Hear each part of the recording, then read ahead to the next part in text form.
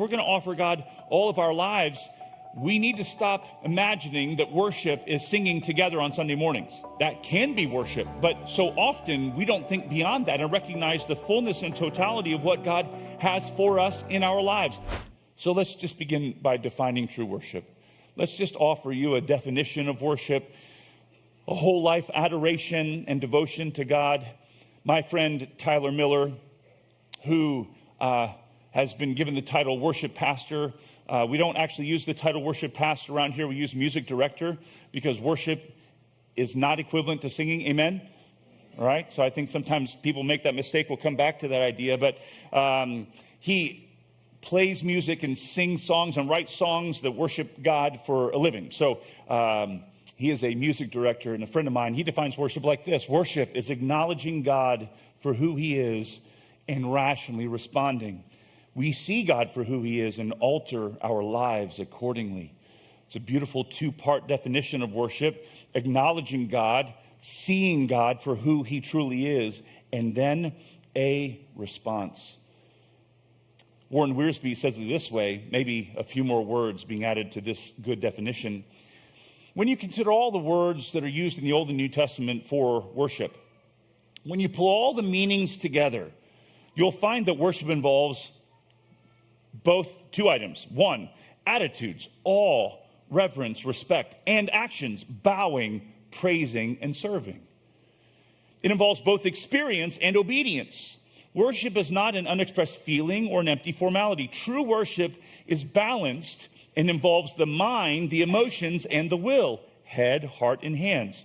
True worship must be intelligent, must reach deep within us, be motivated by love, and must lead to obedient actions that glorify God. It's this entire complex. Worship is your entire system, your understanding, what motivates you, what you love, and how you act, just caught up in the wonderful, awesome, glorious, expansive, unspeakably wonderful beauty of all that God is.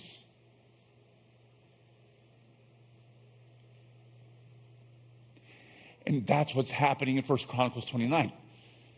I hope you see it. In the middle of this passage, with all of the activity and all the generosity and all of the work and all of the dynamics, is this extraordinarily beautiful paragraph. Verses 10 through 13 that celebrates the very character and attributes of God. And then they respond, as we will as well. So in defining true worship, let's consider how worship is at the center of the Christian life. The worth of Jesus Christ. Some of you are probably aware of the fact that the word worship comes from the ancient Anglo-Saxon word worthship. And it means to simply attribute worth to something. So what are you attributing worth to? Well, you need to think carefully about what you attribute worth to. And we're to attribute worth to God and God alone, the Father, the Son, and the Spirit. So we should not waste our worship attributing worth to possessions, or to our privacy, or to our calendar, or to our financial portfolio, or worship anything that isn't the Lord. Thinking back to something that we said last week, I was reflecting again in my own silliness how we tend to be a possessive bunch. Anybody with me? We tend to be a possessive bunch. We tend to take possession of things that aren't ours. Last week we joked about I took possession of a weight plate at a gym that I rent for a few dollars a month. You know what I'm saying? I don't own any of it. And I was like, that's mine. And it was weird. Or we tend to take possession of parking spaces as we claim them that they're ours when somebody else is rude enough to take it before us. And we take possession of things that aren't even ours. And it happened to me yesterday again. So I was here in the office and I was preparing one of the world's greatest snacks.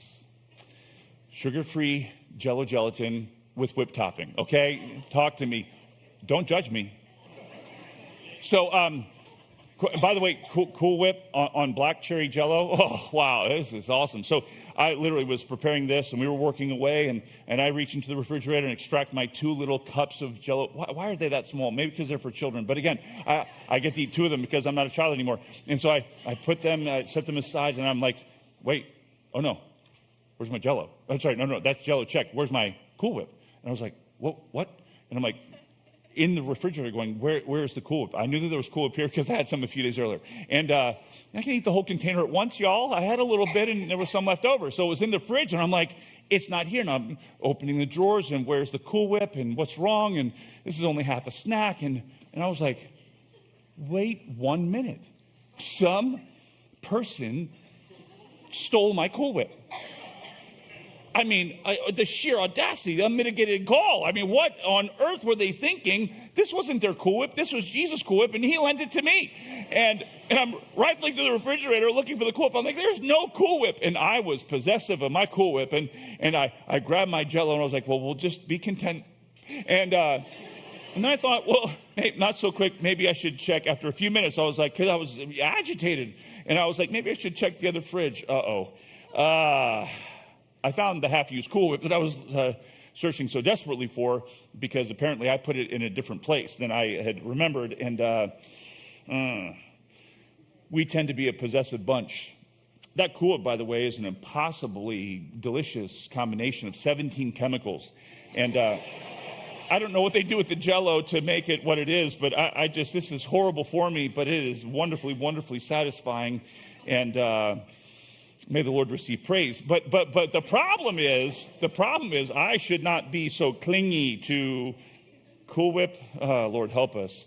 You see, maybe in a small way, and I'm poking fun at myself and being sincere as I reflected on this, I said, Lord, Cool Whip probably means a little bit too much to me. And I can still enjoy it, by the way, in good faith, but to the pure, all things are pure. But we need to make sure that we're not being possessive and staking claim on the matters of this world. And what a privilege, believer, born-again believer. God has allowed you to stake claim on God himself, the fullness of who he is. The Holy Spirit fills you to teach the scriptures and reveal to you, illuminate to your mind the very person of God. This is everything to us and the very center of worship. Throughout our time, I'll just be reading different passages that reflect the praise of God. Nehemiah 9, 5, and 6 say, Arise, bless the Lord, your God forever and ever. Oh, may God, your glorious name, be blessed and exalted above all blessing and praise. You alone are the Lord. You have made the heavens of the heavens and all their host, the earth and all that is in it, the seas and all that is in them. You give life to all of them, and the heavenly host bows down before you. Nehemiah 9, 5, and 6.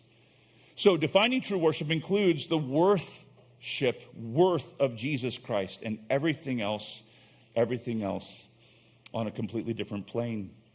Another aspect of a definition of true worship is all of our lives adoring Christ. All of our lives adoring Christ. Worship is intended to be an all-encompassing, head, heart, and hands, all of life, devotion to Christ. And believer, isn't he worth everything? Every part and every piece and every offering of our hearts. He's worth everything. So we view critically the tendency that churches have to talk about worship pastors as if there's a person that is hired to lead worship. In fact, I want to develop that for a few moments, because if we're going to offer God all of our lives, we need to stop imagining that worship is singing together on Sunday mornings. Now, that can be worship, but so often we don't think beyond that and recognize the fullness and totality of what God has for us in our lives. Worship is intended to be an all-encompassing, all-ingathering offering to Christ of adoration to his great name. Limiting worship to singing is like any car guys in the house? Any car guys? Raise your hand if you're a car guy. Or gal. You can be a car gal. This is 2024. And limiting worship to music is like saving up your money, purchasing a Ferrari, one of the amazing fancy ones, parking it in your driveway, probably washing and waxing it regularly, and leaving it in your driveway. Now, it would be impressive to all your neighbors, like, wow, he would look good for sure. Like, wow, this guy, man, that's a great car. That's a fancy car. That's the other car guys around you be like, wow, look at that car. And it would be that and simply leaving it in your driveway. Anybody love the beach or nature or anything like that? Okay, there you go. A few more of those people. So likening worship to music is like taking a vacation to your favorite Caribbean island. Wildlife everywhere. You're on the beach, and you spend the time and money to gather all those resources. You find your way there, and you are inside your unit, and you watch nature videos on your television screen from inside the unit on the Caribbean island. That's ridiculous. And so also is equating, even in our clumsy wording, worship with music. There's so much out there. If you own a Ferrari, drive it for the glory of God, okay? If you have the opportunity to take a vacation, ring it out for the glory of God. Enjoy all of the actual expansive beauty that's available there for your worship. But don't limit it to what it isn't, which is simply owning a car or purchasing a plane ticket and sitting in the condo. Worship is for our entire life to be lived so that we are knowing God in all of his glory, adoring God with all of our might, and then serving God with all of our capacity. So true worship includes the center of the Christian life, which is the worth of Christ. Christ receiving worth. And all of our lives adoring him. I mentioned Nehemiah 9, 5, and 6. Now I read for you Psalm 34, 1, 2, and 3. I will bless the Lord at all times. His praise shall continually be in my mouth. My soul will make its boast in the Lord. The humble will hear it and rejoice. Oh, magnify the Lord with me. Let us exalt his name together. As we consider our whole life offered to God, there's a small price to pay. And that price you may be experiencing already is spiritual warfare. The enemy doesn't mind that you consider yourself a Christian as long as you don't act like one. The enemy doesn't mind so much that you would imagine yourself to be a Christian person as long as you don't actually worship God and give him your life and your heart and your all. And so as the worship campaign is gaining traction and engaging your hearts, I would encourage you strongly to brace for the impact of spiritual warfare. I've seen this show up in my life. I've seen this show up in the lives of a few of my friends, key leaders here at the church, where spiritual warfare, is being fomented by the enemy to distract us and to dissuade us from the spiritual worship that is in front of us, which is making everything of King Jesus, top to bottom. Beware.